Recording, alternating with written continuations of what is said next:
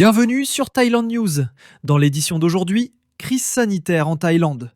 Hausse alarmante de l'obésité, du diabète et de l'hypertension selon une vaste enquête nationale. Affaire Kopangan. Des exploitants français de villas perquisitionnés pour exploitation immobilière illégale. Nouvelle loi sur l'alcool. Les buveurs risquent désormais de lourdes amendes entre 14h et 17h, avec des restrictions renforcées sur la publicité et la vente. Selon une vaste enquête nationale, la Thaïlande connaît une hausse rapide de l'obésité, du diabète et de l'hypertension.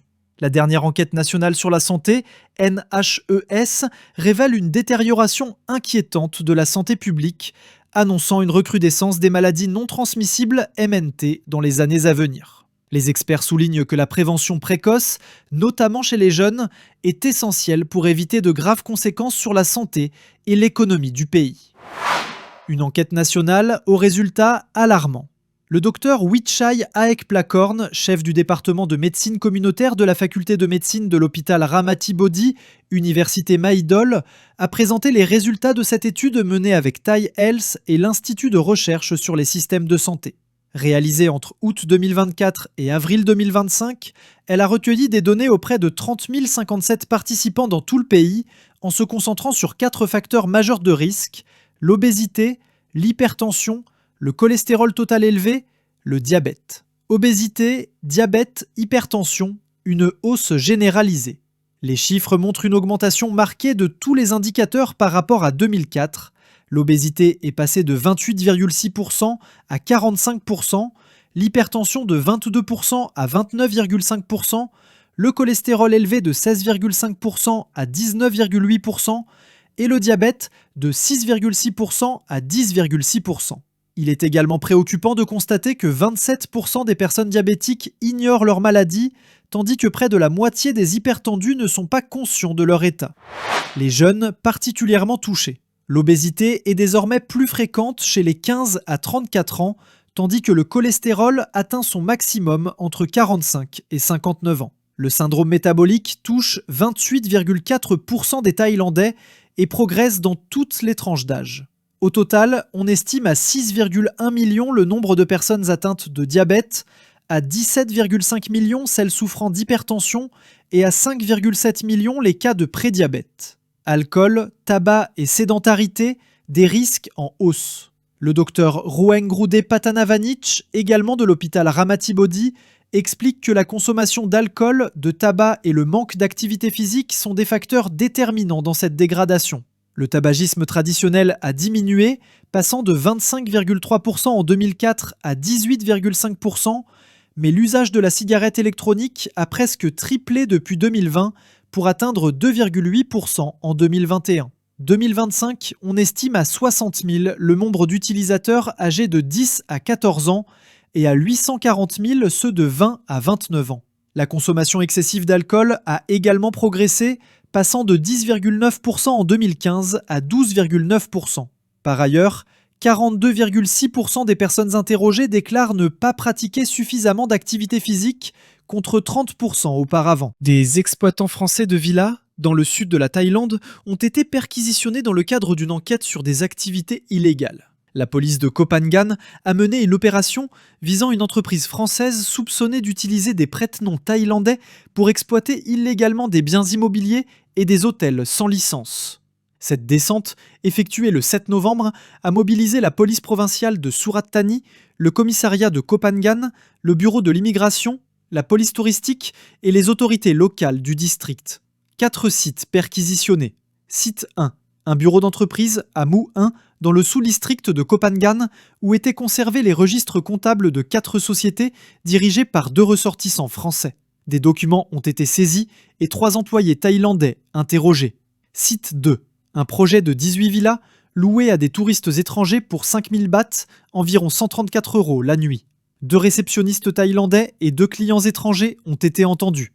Site 3, un autre complexe de 18 villas proposé entre 5 000 et 15 000 bahts, 134 à 154 bahts, 403 € la nuit. Un client étranger a été interrogé.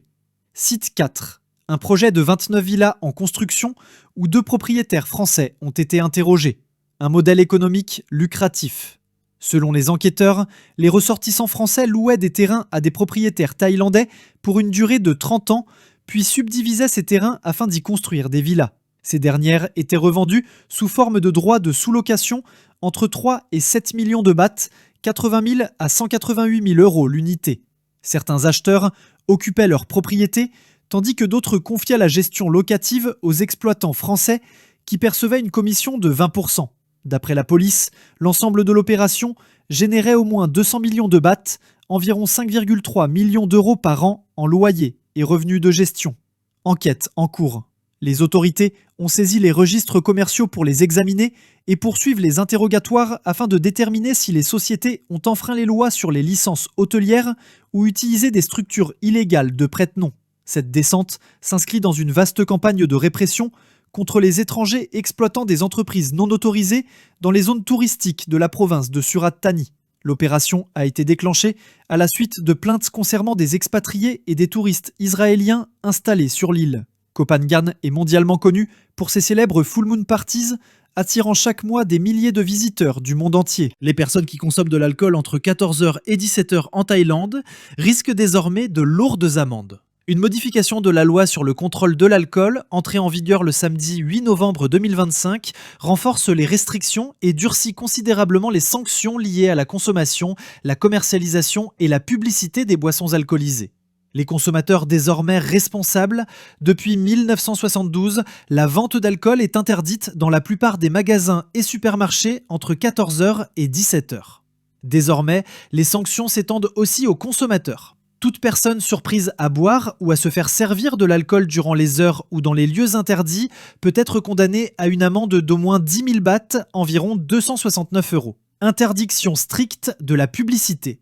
Les nouvelles dispositions interdisent toute forme de publicité pour les boissons alcoolisées, sauf si elles se limitent à des informations purement factuelles. L'usage de célébrités, d'influenceurs ou de personnalités publiques pour promouvoir l'alcool à des fins commerciales est désormais interdit. Des exceptions limitées. Certaines zones bénéficient d'exemptions, notamment les établissements de divertissement agréés, les hôtels, les zones touristiques certifiées et les aéroports internationaux. Cependant, la responsabilité incombe désormais aux consommateurs et non plus uniquement aux établissements. Impact sur les restaurants et les bars. Selon Shannon Quecharoen, président de l'association thaïlandaise des restaurants, cette nouvelle réglementation risque d'affecter fortement le secteur. Il cite l'exemple d'un client qui commande une bière à 13h59 mais continue à la consommer après 14h. Cette simple action constitue une infraction à la loi et expose la personne à une amende. Shannon estime que cette mesure freinera la croissance du secteur de la restauration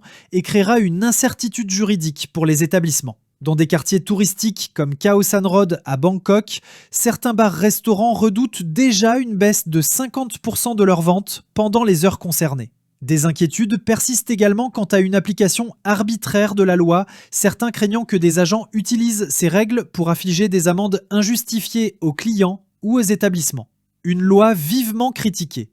Taopipop Limjit Trakorn, député du Parti populaire d'opposition, a dénoncé une loi au service de ceux qui s'opposent à l'alcool.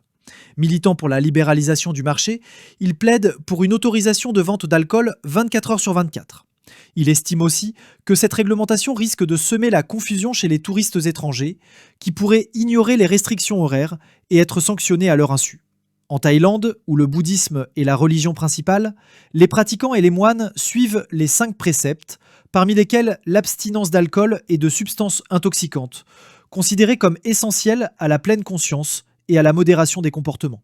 Merci d'avoir regardé. Abonnez-vous pour ne rien manquer de l'actualité en Thaïlande et partagez autour de vous.